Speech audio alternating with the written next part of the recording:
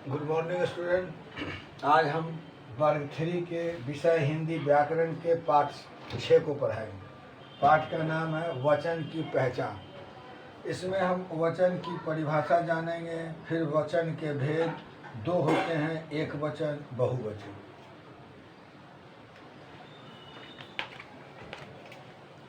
Class 3 Hindi व्याकरण पाठ 6 वचन की पहचान। स्कूल के मैदान में 4 लड़के और 2 लड़कियां दौड़ लगा रही थी। उनमें से एक लड़की ठोकर खाकर गिर गई। तब एक लड़का रुक गया। उसने लड़की को सहारा देकर उठाया। ऊपर के वाक्य में जब एक है तब लड़का है, जब अनेक है तब लड़के हैं। जब एक है तब लड़की है, जब अनेक है तब लड़कियां हैं।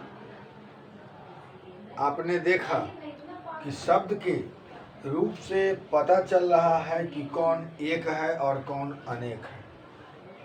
अर्थात शब्द के जिस रूप से उसके एक या अनेक होने का बोध होता है उसे वचन कहा जाता है।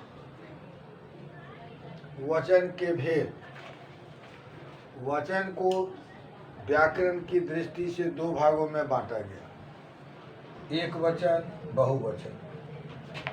एक वचन शब्द के जिस रूप से संख्या में उसके एक होने का बोध हो उसे एक वचन कहा जाता है।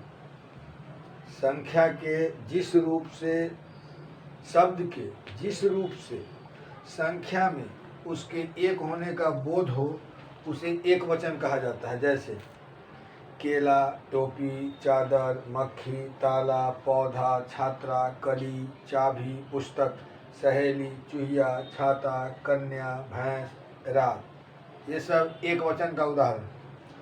अब आते हैं बहुवचन। शब्द के जिस रूप से संख्या में उसके एक से अधिक होने का बोध हो उसे बहुवचन कहा जाता है। शब्द के जिस रूप से संख्या में उसके एक से अधिक होने का बोध हो उसे बहुवचन कहा जाता है। जैसे केले, टोपियाँ, चादरें, मक्खियाँ, ताले, पौधे, छात्राएं, कलियाँ, चाबियाँ, पुस्तकें, सहेलियाँ, चूहियाँ, छाते, कन्याएं, भैंसे, रातें। कुछ शब्दों की एक वचन और बहुवचन रूप इस प्रकार है।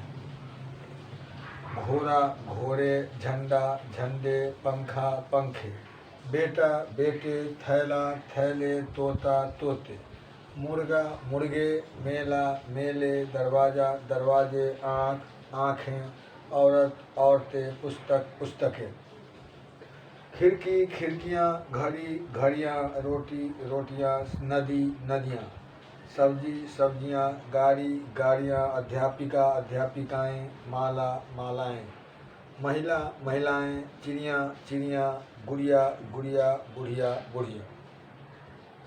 ये एक वचन बहुवचन का उदाहरण। बच्चों, कुछ शब्दों के एक वचन और बहुवचन समान होते हैं। जब हम उनका वाक्य में प्रयोग करते हैं तब उनके वचन का पता चलता है। जैसे यह गुलाब का फूल है और सूरजमुखी के फूल खिले हैं। वाक्य को देखने से पता चलता है कि पहले वाक्य में फूल एक वचन में है, यह गुलाब का फूल है, एक वचन में है, जबकि दूसरे वाक्य में फूल बहुवचन में है, सूरजमुखी के फूल खिले हैं।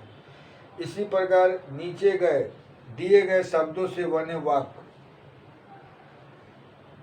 बनाना है एक वचन और बहुवचन। घर, फल, बालक, छात्र, भवन, पक्षी, आम, पेड़। यह भी जानिए, जिन शब्दों के अंत में आ की मात्रा लगी हो उसके बहुवचन रूप में आ की मात्रा के स्थान पर ए की मात्रा लग जाती है। जैसे लड़का, लड़के।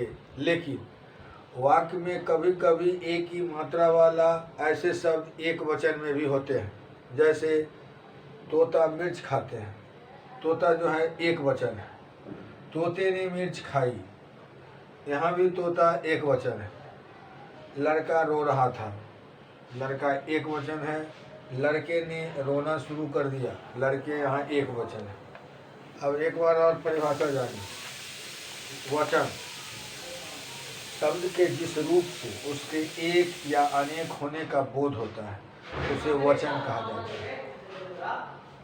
शब्द के जिस रूप से उसके एक या अनेक होने का बोध होता है उसे वचन कहा जाता है। वचन के दो भेद, एक वचन, बहुवचन। एक वचन शब्द के जिस रूप से संख्या में उसके एक होने का बोध हो उसे एक वचन कहा जाता है, जैसे केला, टोपी।